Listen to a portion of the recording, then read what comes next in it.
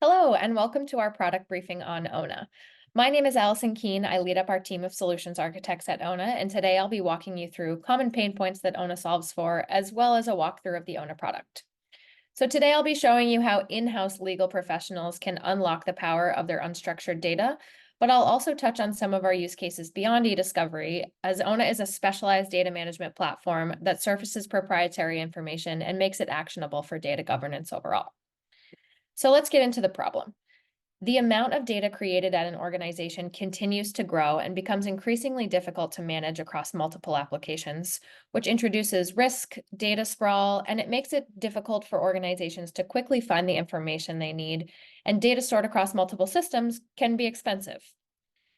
Additionally, if you're searching for those single solutions, if for legal cases, you may not be able to see a comprehensive picture of your data. So dark data is defined by Gartner as the information assets organizations collect, process, and store during regular business activities, but generally fail to use for other purposes.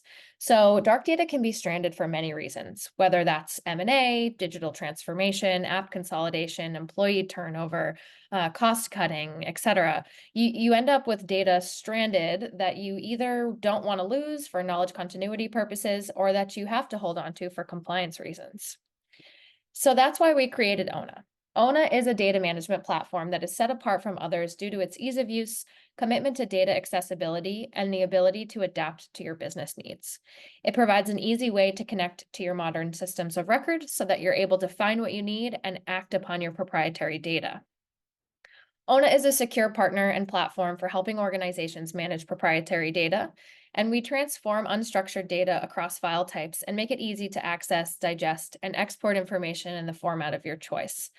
Now, the platform has over 2 billion files under management and has worked on rigorous security measures to protect your data. Our core capabilities include no-code connections to over 20 out-of-the-box applications, a platform API for custom data ingestion, either targeted collections or full-on archives to help with legal use cases, and a processing pipeline that allows you to have a comprehensive picture of your data. Now, data management, when done well, is useful for teams across the entire organization. So take this case study from one of our customers in the media space.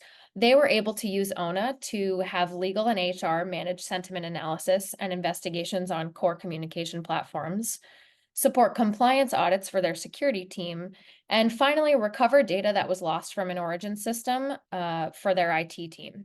So these teams were able to use the same solution for these various use cases, saving them time and money rather than figuring out search through single point solutions. Onna is trusted by leading organizations to help them manage their data, and now we're excited to show you how. So let me just switch over here.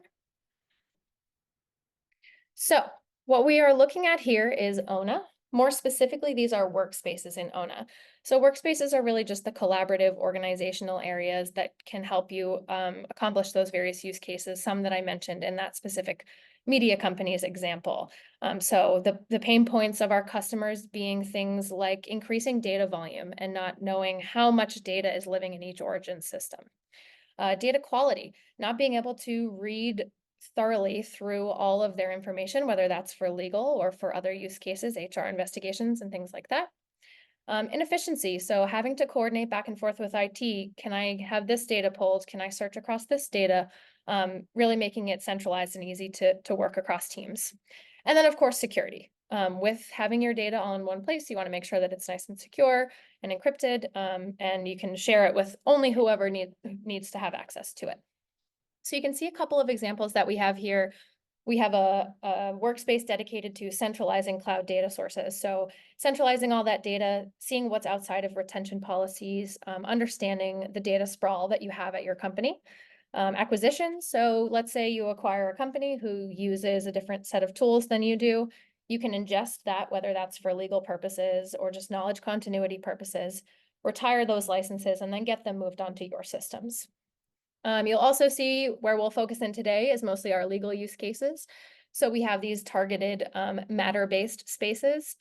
And then finally, we have more of a full sync, more of that proactive sync. When you have your origin systems coming in, mirroring retention at all times, that allows various teams to search across it, whether that's for legal purposes, HR purposes, compliance audits, data retention projects. When you have it all coming in and processed and indexed and made really searchable for you, there's a number of things you can do with it.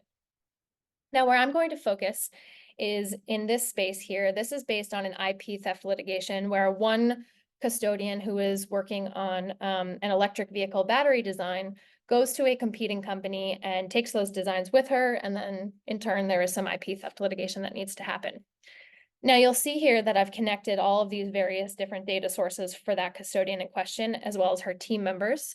And so I'll start by showing you how you actually get data into the platform. Now, if you click on this plus sign, you're able to choose from a number of our out-of-the-box connectors here. So all of the sort of major cloud collaboration tools are here. Now, I'll start with Slack as an example. So you can give your data source a name, choose your sync mode. So a one-time sync is really great for a specific targeted period in time. Auto-sync and archive is going to stay up to date with what's happening in Slack and then keep it continuously synced into Onna. Giving it a start date is where it will start. Otherwise, it will go back to the oldest information that it finds and then keep it continuously in sync. So you don't have to, it's sort of a set it and forget it. If you have an ongoing investigation or an ongoing litigation that you want to make sure you're capturing data for, it will bring it into Onna, and regardless of what happens to it in origin, a defensible copy will be kept in Onna. Now, one thing I want to point out here is I have been granted access by my Slack org admin to connect Slack into Onna. I don't actually have the username and password to go into Slack and mess with any Slack settings, but this really allows me as somebody on the legal team to be self-sufficient. I don't need to coordinate with IT every time I need to bring in data for a specific matter.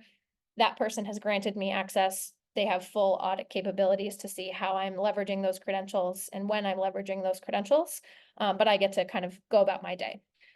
Now, I won't actually click done, but if I did, it would take me back to my workspace where I'd be able to see the status, and I'd also be able to search across all my data. So if I click on this magnifying glass, it's going to search across all of my siloed data locations, all of the data that I've chosen to bring in from each location. It will search across all of that. And that's giving me about 270,000 results, which is obviously way too much to comb through. So most of our users are leveraging our basic search bar to use basic Boolean search to search for keywords. So now I've searched for EV or battery, and you'll see that the terms get underlined in blue, the modifiers get underlined in green, and we've taken our search results from 270,000 almost instantly down to 1,700 results. So now that's obviously better, but still a lot to comb through.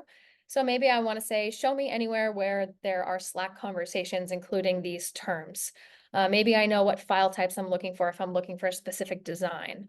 Now I know that the participant or the custodian in question, if you will, her name is Lydia. So maybe I want to say, okay, now show me everywhere that Lydia has actively participated and these key terms hit. And there we go, we're down to one conversation. Now, if I click into this conversation, you'll see that we render chats in 24-hour periods. And as I scroll, I'm able to see near natively how this conversation is unfolding. So we capture edits, deletions, revisions of any sort, any reactions, any attachments or images or GIFs or GIFs, what have you, will be captured here. And now we send everything through our processing and indexing pipeline, which is inclusive of OCR, natural language detection, image entity extraction, metadata extraction to make it fully rich and searchable for you. And really also very easy to understand. So you can read this conversation as it's unfolding in a near native format. Now, the OCR will capture any attachments that I send. So for example, if I were to have search for the word yes as my search term, this would actually result as its own search result with its own metadata. And then finally, I can open up the details panel. I can tag this file as I need. I can view a snapshot of the metadata so I can see who's a member of this conversation, who's actively participating, and any attachments that are listed here as well.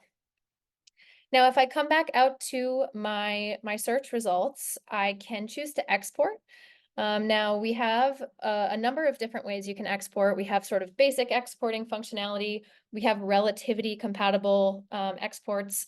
And then we have a super customizable eDiscovery export, which allows you to create a concordance load file that's inclusive of any metadata fields you need in a load file, as well as natives, PDFs, text format, whether or not you want to include family, and all those really robust settings that you're looking for in order to send it to a review platform. Now, that's sort of the general gist of Onna, where our process is to first connect to your various data sources, search across it, cull it down, really find what's relevant, and then send out for full review and production.